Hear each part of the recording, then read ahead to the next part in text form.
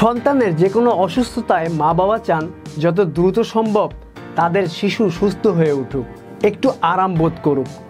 বাচ্চাদের তো হরহামেশা সর্দি কাশি লেগেই থাকে, কিন্তু বাচ্চাদের দ্রুত আরামের জন্য যখন কাশির সিরাপ খাওয়ানোর বিষয় আসে তখনই বিষয়টি সতর্কতাভাবে দেখতে হবে।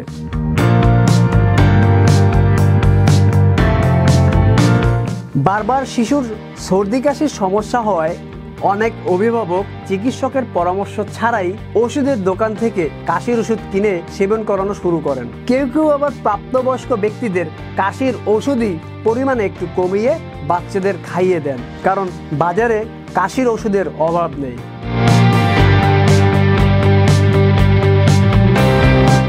বেশিরভাগই ওভার দ্য কাউন্টার ওটিসি ওষুধ হিসাবে বাজারে পাওয়া যায়, যা চিকিৎসকের প্রেসক্রিপশন ছাড়াই ওষুধ কেনা যায়। কিন্তু চিকিৎসকের পরামর্শ ছাড়া এসব ওষুধ খাওয়ানো অনেক বিপজ্জনক। অনেক সময় না বুঝে বয়স ও ওজনের অনুপাতে ডোজের হেরফের হয়ে যায়। শিশুদের শরীরের গঠন বড়দের চেয়ে আলাদা, তাই তাদের ওষুধের উপাদান ও মাত্রার ক্ষেত্রে সতর্ক থাকা দরকার।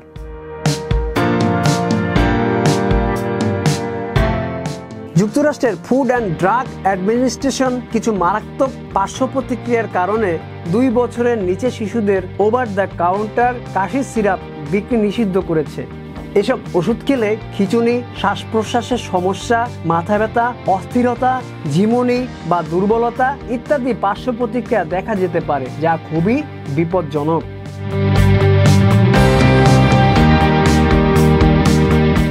মনে রাখতে হবে, বেশিরভাগ কাশির সিরাপই শিশুদের জন্য তেমন কার্যকর নয়।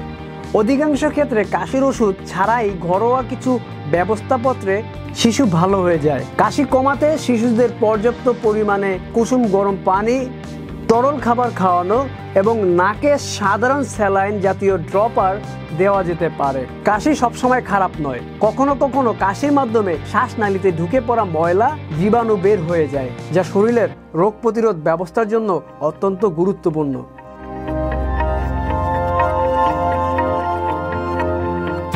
শিশুদের সর্দি কাশি হলে অন্য যেসব লক্ষণ খেয়াল রাখতে হবে।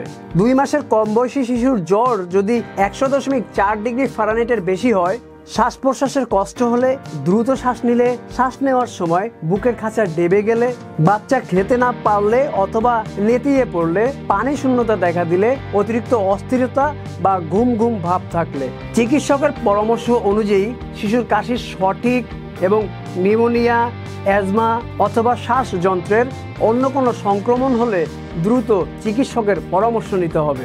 ভিডিওটি ভালো লাগলে ফলো এবং সাবস্ক্রাইব করতে ভুলবেন না, এবং আপনার যদি কোনো মন্তব্য থাকে সেটা অবশ্যই কমেন্টে বলুন।